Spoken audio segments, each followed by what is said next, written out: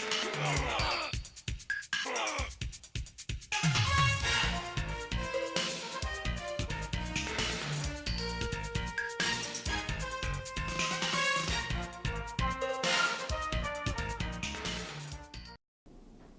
this is State Senator Dale Ryder, and welcome to another edition of the 2-Minute Drill. Today is Friday, January 4th, and I'm coming to you again from my office here in the Capitol Complex.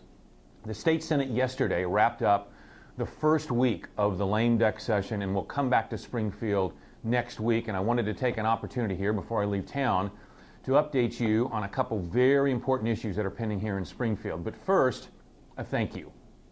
I have always asked in these 2-minute drills and when I'm speaking to individuals or groups back in the district to make sure and let our offices know how you feel on issues that are pending in Springfield.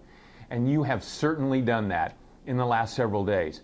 Both my district office staff and my staff here in Springfield have been very, very busy over the course of those days, answering phones, taking messages, talking to you about what's happening here in Springfield. Like I said, it's kept them very, very busy. But I appreciate, and they appreciate, the fact that you're reaching out and letting us know how you feel you make a difference in this process.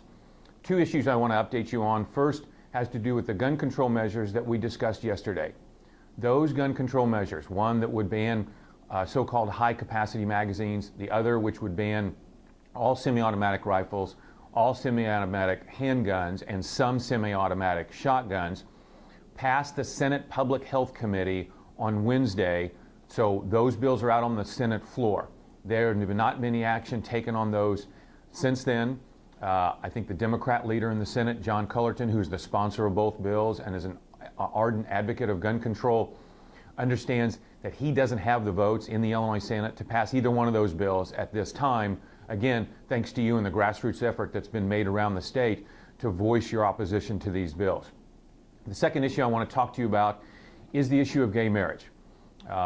Yesterday, the sponsor of the gay marriage bill put that bill before the Senate Executive Committee, of which I'm the Republican spokesperson, and we had a long debate on that bill.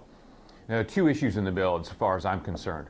One is the issue of same-sex marriages, and the other is the degree to which religious organizations, churches, parochial schools, will have their religious liberties affected by this bill.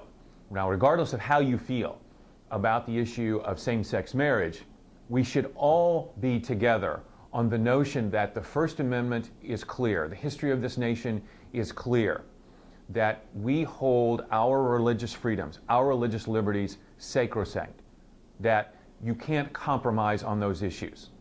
That's one of the reasons that the United States was formed many years ago, was because the people who came here didn't want to have a government dictating to them about their religious practices. Yet the bill that was put before the Senate Executive Committee and passed, with all the Democrats voting yes and all the Republicans voting no, places at grave jeopardy religious organizations' ability to, one, not be involved in same-sex marriages, and two, not be allowed to make personnel decisions according to the tenets of their faith, as opposed to some law that's passed in Springfield.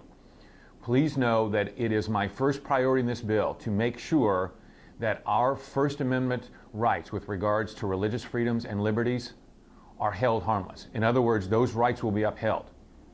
And I will work in this Capitol day and night to make sure that that comes to fruition. Thank you very much for joining me on another extended version of the 2-Minute Drill. Have a terrific weekend.